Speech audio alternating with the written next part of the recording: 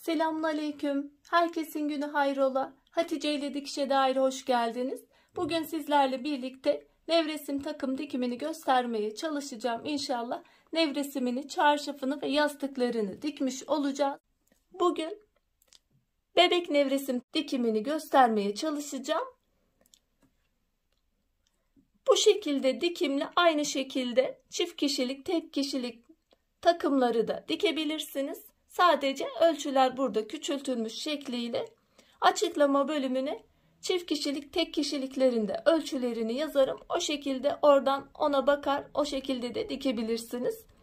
Kumaş olarak benim elimde şu an empirme poplin pamuklu, sade kumaşımda akfil, şöyle pamuklu akfil kumaşını kullanıyorum. Bunda ayrı, bunda ayrı neden diye sorarsanız kumaşlar bu şekilde denk geldi.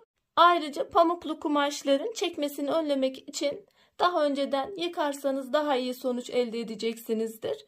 Genellikle kaliteli kumaşlar çekmez ama siz yine de yıkarsanız daha iyi sonuç elde etmiş olursunuz. Çalışmamıza geçmeden önce kanalıma ücretsiz bir şekilde abone olup yandaki zili de aktif hale getirirseniz yüklediğim tüm videolardan haberdar olabilirsiniz. Şöyle nevresimimizin dikimiyle, ölçüleriyle başlayalım. Yorgan ölçüsüne göre hareket ediyoruz. Benim elimde boy olarak 1,5 150 santim, en olarak 1 metre 100 santim ölçüsünde bir yorgan var. Genellikle standart olarak bu ölçülerde oluyor ama 1'e 1,20 olarak da kullanabilirsiniz. 1'e 1,5 olarak da kullanabilirsiniz. Ama ortalama olarak sorarsanız 1'e 1,5 olarak alabilirsiniz. İki farklı şekilde dikilebiliyor fermuar. Birincisi çift kişilik nevresim takımlarında da 30 santim şu iki taraftan alıyoruz, dikiyoruz. Sonra orta kısma fermuarı uyguluyoruz. Burada bebek nevresimi olduğu için şöyle 10 santim bir dikiş dikiyoruz şuradan. Buradan da aynı şekilde 10 santim geliyoruz. Orta kısmına dikeceğiz. Kumaşı birleştirdiğimi varsayıyorum. Şu şekilde dikecektik. Ama burada bir de kapaklı şekilde dikim yapıyoruz. Kapaklı yapacağım için bu baş kısımları dikmiyorum.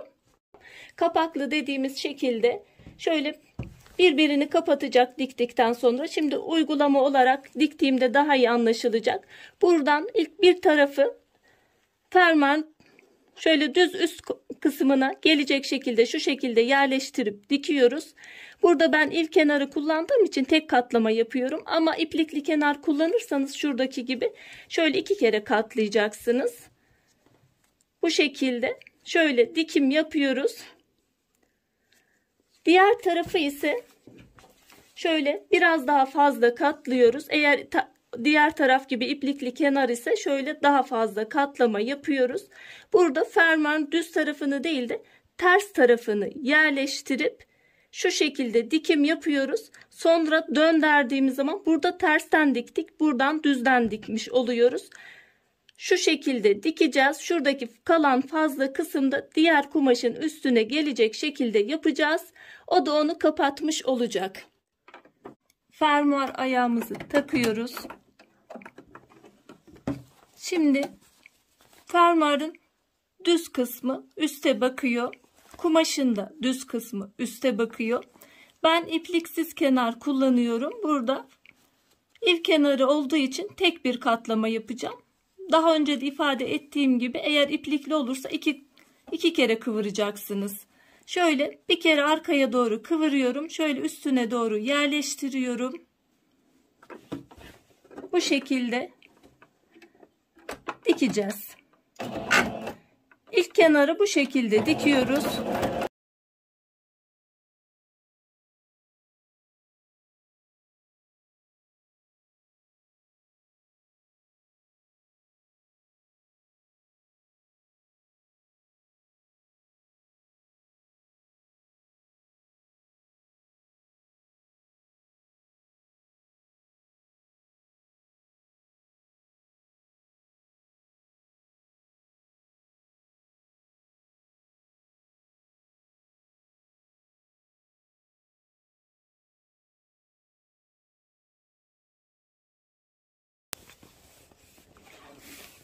Şimdi diğer kenarı dikiyoruz. Şöyle ayırıyorum. Bunu alıyorum. Şimdi buradan tersten dikeceğiz. Kapaklı kısım olan kısmı tersten dikiyoruz. Bu kapatacak. Burada fazla alacağız. Ben normalde 2 parça olduğu için fazla almıştım kumaşımı. Bu kısmı da göz önünde bulunduruyorum. Eğer boydan direkt üst kısmı bütün olsaydı bu daha kolay olacaktı. Burada 2 parça, onun ayarlamasını yaptım ben. Burada fermuarımız da ters olacak. Yani orada düz kısım üstte kalmıştı. Burada düz kısım altta kalıyor. Ters kısım üste bakıyor. Şöyle yerleştiriyorum. Ortalama olarak şöyle 3,5 kapama payı olarak 3 santim. Şöyle 1 santimden bu şekilde dikildiği zaman şu kısım kapak kısmı olacak. 2 santimlik kısım kalıyor. Fermuardan sonra bu kapama kısmı olacak. Bu şekilde ölçümü aldım. Şöyle fermuarımı yerleştiriyorum.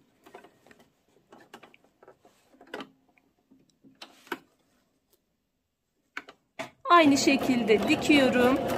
Burada iki işlemi de ters kısımdan yaptık. Kumaşımız ters. Bu taraftan katlama yaptık.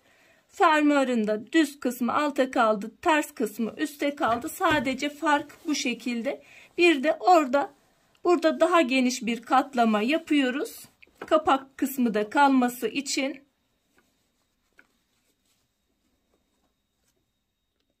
Şuranın ölçüsünü isterseniz ütüyle de kat izi alabilirsiniz. O şekilde de dikim yapabilirsiniz. Daha rahat olacaktır.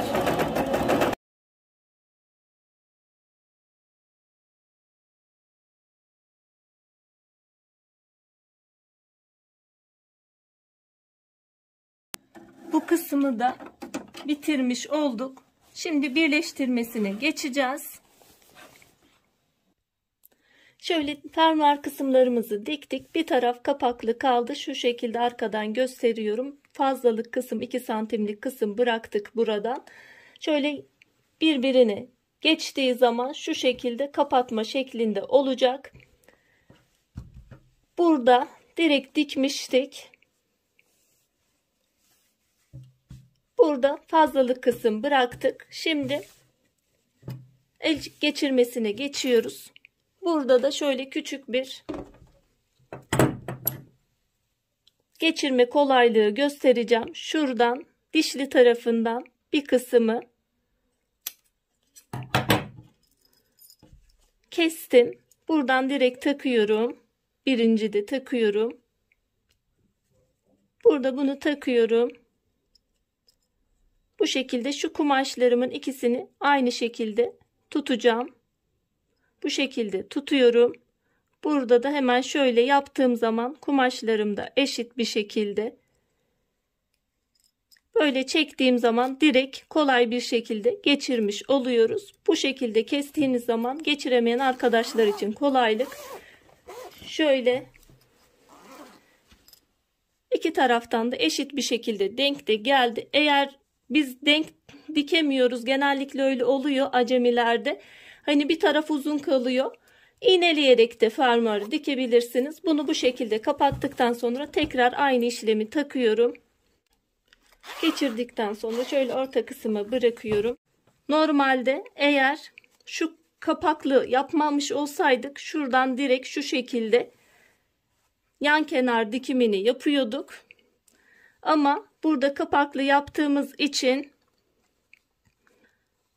şu kısmı şu şekilde arkaya doğru, bu fermuar tarafı yorganın arka kısmında kalacak şekilde şuradan ortalama olarak vereyim ben. Şu şekilde 5 santim şeklinde oluyor. Evet, 5 santim şeklinde yerleştirip ben fazlalık kısmını bırakmıştım. Eğer şu baş kısmı zaten bir bütün olacak olsaydı hiç sorun yoktu. Geldiği gibi yapacaktık. Benim burada şu kumaştan çıkarım yapacağım. Şu şekilde ifade edeyim daha iyi anlaşılsın. Burada arkaya doğru şu kısmı ortaya değil de alt kısmın ortasına değil de arkaya doğru verdiğimiz için bu kısımda önle arkanın farkı oldu. 2 parça kumaş olduğu için eğer tek parça kumaşınız varsa şunu şu şekilde gelecekti zaten katlamada. Burada hiçbir şu kadar kumaş ziyan olmayacaktı. Benim kumaşım o şekilde denk geldiği için ben buranın bu fazlalık kısmını da belirledim. Ölçüde fazla kumaşımı kesmiştim. Ona da dikkat edebilirsiniz.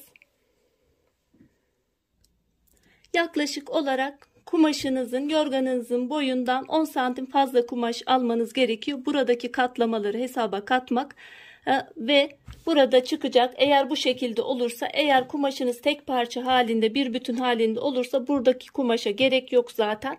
Katlamalar dahilinde bu şekilde 10 santime yakın yaklaşık fazla kumaş almanız gerekiyor. Şu şekilde arkaya doğru ifade ettiğim kısmı verdim. Fermuar arka kısımda kalacak şekilde yanları da bu şekilde iğneledim. Şöyle sıfırdan değil de ilk dediğim şekilde fermuar geçirmesi değil de şöyle kapaklı olduğu için arka kısma bıraktım. Yanlarını da iğneledim. Her iki tarafında dikişini yapacağız. Bu kısım üst kısımda şu şekilde benim fark oluştu. Arkaya doğru aldığımız için şu kadar bir kısım arkaya doğru aldığımız için bir fark oluştu. Bunu da sonra şuradan dikip çıkaracağım. Bir makine ayağıyla dikişime başlıyorum.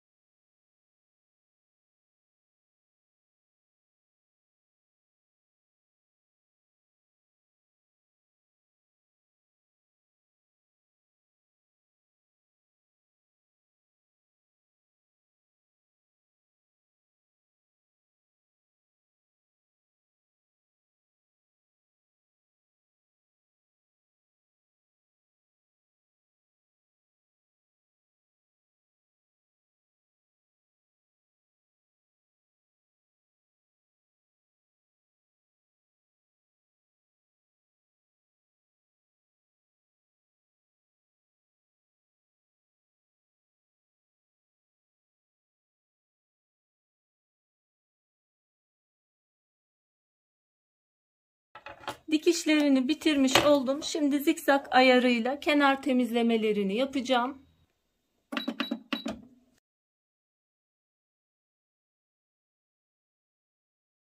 Organımızı geçirdik.